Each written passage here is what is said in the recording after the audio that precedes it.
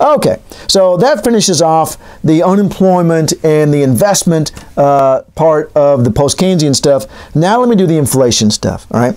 And this was really, and I'm going to illustrate some things about right after the financial crisis and the lack of inflation. There he goes again. All right. So in the 60s and 70s, there was a school of thought called monetarism that became very popular, and post-Keynesians attacked them. Not like literally in the streets, that sort of thing, but you know, through journals and so forth. And they said that the monetarists didn't understand the way the monetary system actually operated. And I'm sure you've heard the thing about, oh, if you print money, it causes inflation. Well, let me tell you about that argument right now. Let me tell you about the printing money causes inflation thing, because the post-Keynesians are going to say that's not true. That's not the way it really works. So, let's go into the printing money causes inflation. And first of all, let me tell you that after the financial crisis, there were all these articles coming out saying, oh my God, all the money we spent to try to recover from the financial crisis by the government is going to cause terrible inflation. And of course, this is what I was saying just a moment ago. Can it cause inflation? Yes, if we're at full employment, but we were not at full employment after the financial crisis. That was why we were spending the money. So it was so easy to find these headlines here. And so here's one from 2010. How hyperinflation will happen in America. Okay, so we have the American Recovery and Reinvestment Act, let's see, in 2009, and it extends over 2010 or so. And this person was saying it's going to cause inflation. That and quantitative easing is going to cause inflation. But it didn't happen.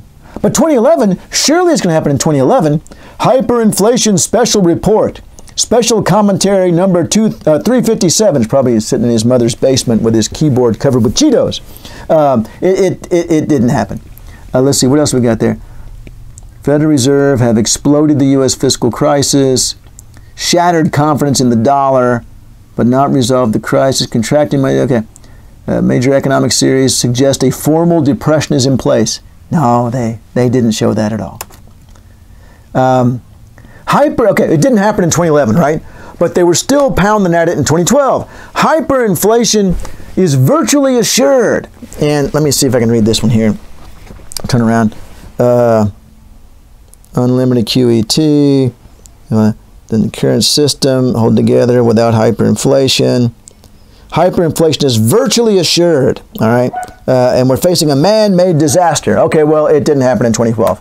But surely in 2013. Is hyperinflation just around the corner? And this guy's actually an economist, which is a little embarrassing. But the answer is, of course, yes. Didn't happen. 2014, expert warns of hyperinflation. The American way of life will be destroyed. Now, COVID did that, but it wasn't hyperinflation. And so anyway, we got, oh gosh, another one. Let's see.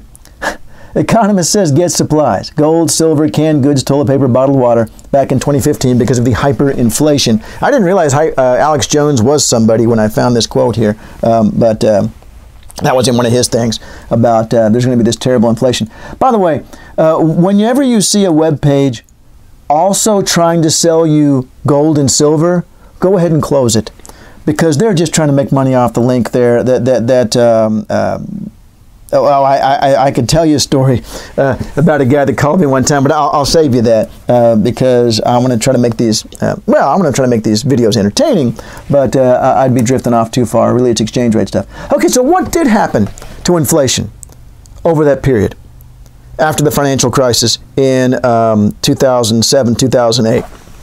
Well, first let's compare earlier decades. 1970s, the average rate of inflation was 7.1. 1980s, 5.6, 3.0, 2.8. My God, it just keeps getting lower and lower, doesn't it? And look at that. After the financial crisis was actually the lowest average rate of inflation that we'd had in any period since the 1970s. So it did exactly the opposite of what those people said was going to happen when we did all of government spending and we did the quantitative easing where we were expanding the money supply.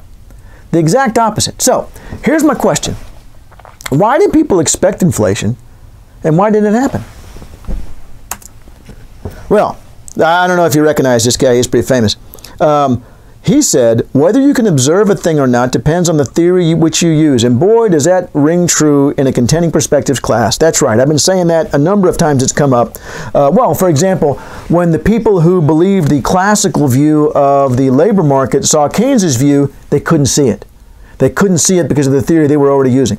So Einstein is saying the same thing, that whether or not you notice something depends on what theory you have in mind. So let's look at the theory that those people who are predicting inflation, I'm probably not the jokers in their mother's basements typing on with Cheeto-stained fingers, but with other people, you know, relatively intelligent people who were predicting inflation, what were they thinking? Well, this comes from the quantity theory of money, and you may well have seen this in another econ class. And the idea is this, that in the macroeconomy, there's a certain number of, say, dollar bills, for example. And there's a rate at which those dollar bills are spent over any given period. Like in a given year, for example, people don't use a dollar bill once and say, "Ew, this bill's dirty," and then throw it away. No, you're like, I'm going to use it again. All right, so bills get used over and over and over. So that's the velocity of money. So we have a certain number of dollar bills that get used a certain number of times. And that must be equal to the average price of the stuff that got sold times the number of things that got sold. And it might be easier to understand with an example. If we had, say, in a given year, we didn't sell a lot this year, did we? But we sold, 50 items in the U.S. economy for an average of $6 each. That's going to be $300, right? Well, that's perfectly sustainable with a total money supply of $100 if each bill got spent 3 times. So that's what this is saying. It's saying that the total dollar value of all transactions must be equal to the number of dollar bills times how many times each one was used, because that's you used them to buy this stuff, right? I mean, so obviously the number of dollar bills times the average number of times they got used is going to be equal to how much stuff got bought. And that's why, by the way, this has 3 equal signs, because this is an identity. I mean, it's not just and actually for a different reason, but anyway. And it's gonna work. There are no economists that disagree with that. What are you looking for, dog? There are no economists who disagree with this theory. Just like with the savings equal investment, they're going to disagree about how it works. They're going to agree, yeah, sure, MV equals PY, no problem. And then notice here that we could have the same money supply and velocity, but have different prices and output. It doesn't matter. I mean, if it's 200 things sold at $1.50 each, or 50 things sold at $6 each, it's still $300. So there were $300 worth of transactions, and $100 bills used 3 times each were sufficient to carry out those $300 worth of transactions. All right. Now watch this. What if we were to hold the velocity constant and hold output constant? What if we were to say we're already at full employment, can't get any bigger, and let's just say, as the monetarist did, that velocity tends to be very stable, so that, well, over the long run it stays about the same number. If that's true, watch what happens when we raise the money supply. I'm going to double the money supply from $100 to $200. Well, we can't produce, so people have more money. And actually, that's not true. I'm going to back out of that in just a minute, but let me explain it this way first. I'm trying to explain what they think. The people that are wrong about printing money causing inflation, what they think. They think, aha, people have more money now because you printed more money, so they run out and try to spend it. Only there was already as high a level of output as we could possibly get to. So all we did was bid up prices. We raised the money supply again. And now people have even more money. Yay, I'm going to run out and buy more stuff, except there isn't any more stuff. So all we do is bid up prices. So we've got 450 times 200 is 900, and 300 times 3 is 900. So what happens is when we raise the money supply, all we do is cause inflation. Why? Because if velocity is constant, and if we're already at full employment, then all we're doing is causing extra bidding for a set number of goods and services. That's the theory. That's what they were thinking was going on. Of course, so why do people expect inflation? I'm going to have to ask Melanie to turn down her phone. Pardon me. All right. Melanie was in bed. She was watching a video on her phone, and I could hear it in here. And you know how that goes. Your education is more important than Melanie's entertainment. I have that actually cross-stitched on something. All right. So what are these people thinking that believe that the printing money is going to cause inflation? Well, premise number one, MV equals PY. Okay, everybody agrees with that. Premise number two, they're saying that velocity is stable. Premise number three, they're saying that Y is constant because we're already at full employment. Ergo, if we raise M, all it's going to do is raise P. That's what they're thinking. Why didn't it happen? Why didn't it happen? Well, the argument here that from the post-Keynesians is, first of all, velocity is not stable. Actually, it's pretty easy to look it up. Not surprisingly, velocity rises in expansions and falls in recessions because people spend money, more money faster in expansions, and they don't spend as much money in recessions. Velocity falls. Furthermore, Y went up. Over the course of the recovery, Y rose because they were recovering. So it didn't stay constant. That when more money was in the system, it did generate more output. It didn't just generate higher prices. Now, I made up some numbers here. This isn't supposed to be representative of what happened after the financial crisis, but the idea is one could triple the money supply and still end up with the exact same price level. All right? It depends on what the other variables do. So yeah, if you assume this is constant and this is constant, you're right. If you raise this number goes up. But those two things aren't constant. And in fact, the problem is even worse than that. Here is Milton Friedman, the father of or certainly the biggest proponent of this theory. And this is from an article I had to read in grad school and on the quantity theory of money. And he goes through those same assumptions in his paper. He is making the same argument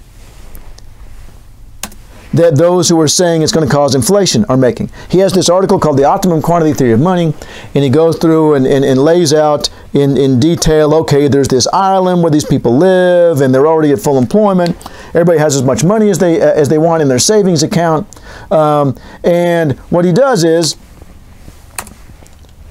he says, in order to raise the money supply, he has a helicopter fly over and drop the money out. Now, you may have heard people refer to helicopter money. What they're referring to this old article where money supply is carried out by a helicopter flying over and dropping money out. Just a convenience in the article, or so it appears at first.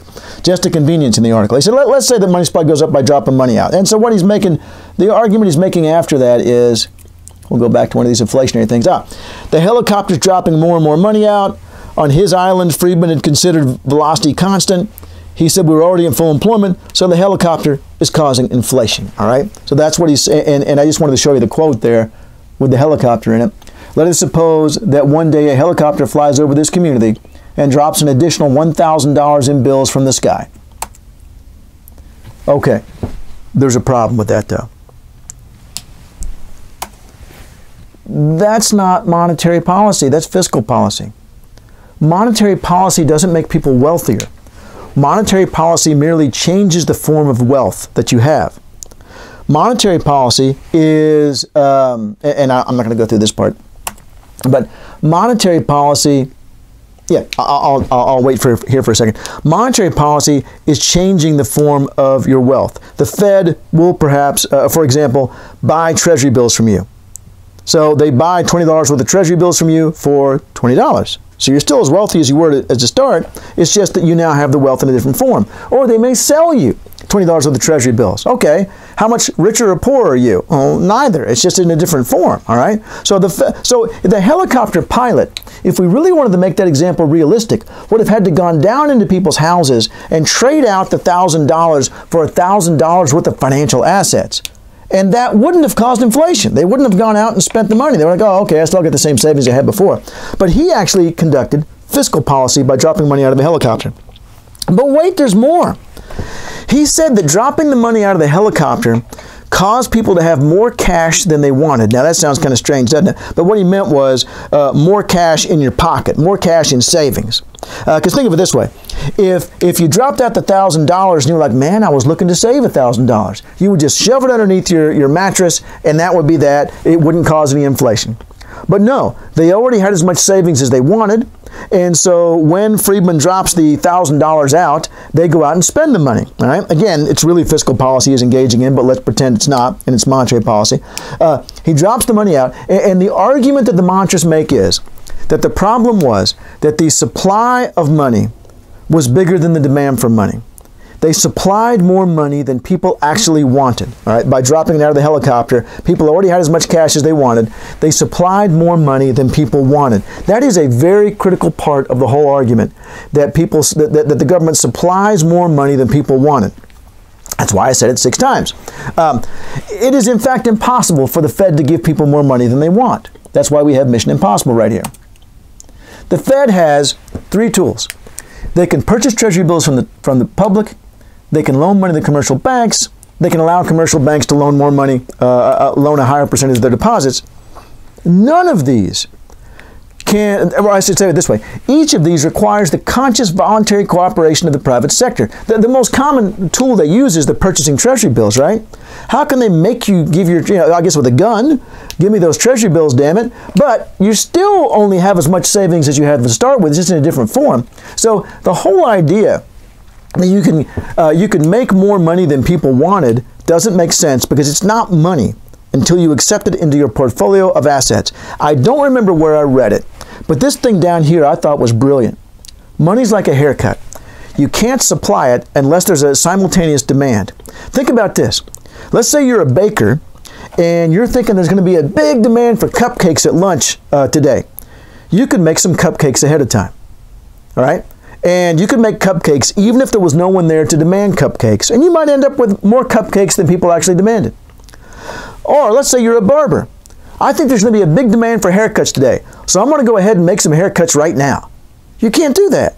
There has to be a simultaneous, pretty voluntary, demand for a haircut in order to supply a haircut. Money is like a haircut. You can't supply it in the absence of demand for it. So there's all these problems with how the money supply, with their description of how the money supply actually operates. That's what the book goes into to some extent. And then I'm not going to do this here because I've done it on another video already. No. Give me that. Okay, he was stealing part of a game I own. That's mine. He almost got a marker pen. He loves those. I'm going to show you this on another video, but let's just see what else this has on here. This shows how money supply actually works. What the Fed really does, what really causes inflation. That's all I got there. I did want to show you this. There's one more thing I want to show you, and we'll finish off this lesson here. Let's see. There it is. Okay. So, I've got a blog at Forbes. Ooh, crap, I got to write something for this week, because Friday is the new unemployment data, and I try to write something every Friday, or every first Friday of the month on the new data. Anyway, I haven't done that yet because I've been doing this instead. All right, so on my Forbes blog, hey boy, get out of there. I was basically explaining what I just explained to you folks. And that it's impossible to have a greater money supply than money demand. A really nice man named Marcus, who is a monetarist, and who got his PhD at University of Chicago, where Milton Friedman was, disagreed with me in a very pleasant, scholarly way. But he said, well, notice here, if you cannot increase money supply above money demand, you would never have inflation. Notice how important he thinks that is, all right? He says, no, it's got to be true. Otherwise, we wouldn't have that excess $1,000 drop from the helicopter. And then what he does is, he goes through, and let me scooch over here and look. Let's see what we got. I keep saying, okay, explain how this happens in the real world. How does the Fed do that? Well, it's like a hot potato. Okay. Explain how it really works. He goes through, well, it's like an orchard with apples. No. Explain how the Fed does it. Well, it's like he also does a fireplace in here somewhere. It's like putting logs in a fireplace. So no. I just want to know how the Fed does it. I want to know what is and see, here's that extension between observation and intuition that I've shown you before, that the post-Keynesians lean heavily towards. You got to show me how this works in real life, or I'm probably not going to believe you. And so he leans more towards the intuition part. Well, it doesn't matter if it's not really exactly how it happens, it's close enough. So no, the Fed can't do it. And so we ended up Again, very pleasant, but he said something about, well, we must agree to disagree. And I said, okay, except you just never answered me. So let's see. My final point was, this is not a trivial question. The entire monetarist superstructure rests on it. If the answer is that it in reality cannot happen, then I'm not sure how the rest of the monetarist analysis survives, and he never answered me. So that was inflation. And let's see what we've got here. Let me look back at my notes, but I think that's it for now.